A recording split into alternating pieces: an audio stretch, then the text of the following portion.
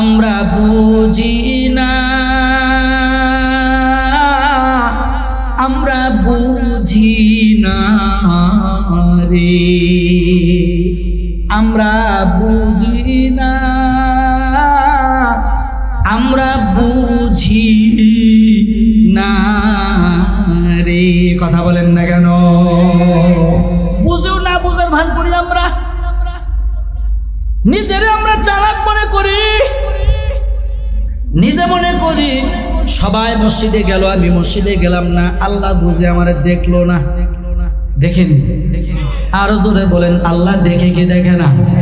আওয়াজ দিয়ে বলেন, আল্লাহ দেখে কি দেখে না? অন্ধকারের মধ্যে আল্লাহ তাকায় দেখে কি দেখে না? আওয়াজ দিয়ে বলেন। গোপনে অন্ধকারে লাইট বাতি জ্বালায় নিবায়া একেবারে অন্ধকারের মধ্যে চলে গেছেন, ওই জায়গায় আল্লাহ দেখে কি দেখে না?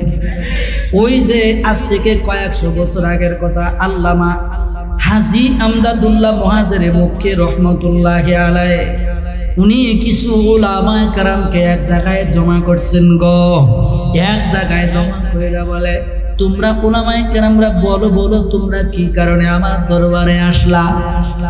উলামায়ে কেরামরা কয়, ওগো মক্কি, শুনেছি আপনি নাকি বেশি ইলম অর্জন করেন না, আপনি কোনো আলেম না, মাত্র শরহে জামি পর্যন্ত, শরহে বেকায়া পর্যন্ত মুহাজিরে মক্কির ইলম অর্জন করা, মাদ্রাসা লেভেলে বড় কোনো লেখাপড়া করতে পারে নাই, মাত্র শরহে বেকায়া পর্যন্ত লেখাপড়া করা একজন বুজুর্গ হাজী আমদাদুল্লাহ মুহাজিরে মক্কি এত বড় বুজুর্গ, নিজের কামরায় বৈশা বৈশা নামাজ পড়ে হাজী আমদাদুল্লাহ মুহাজিরে মক্কির জন্য খানায়ে কাবা নিজের কামরার সামনে আশাইশা দাঁড়ায়া অপেক্ষা করে।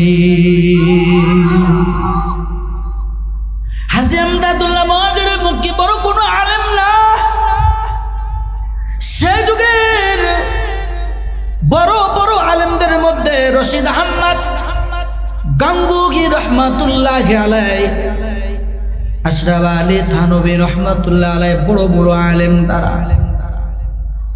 রশিদ আহমদ গঙ্গুহি রহমাতুল্লাহ আলাইহি আম্মা জানকে বলে, ওগো আম্মা জান, আপনি কেন মুহাজিরে মক্কির দরবারে আপনি কেন যান? কি কারণে যান বুঝলাম না। আম্মা গো, আমরা দুই ভাই বড় ইলম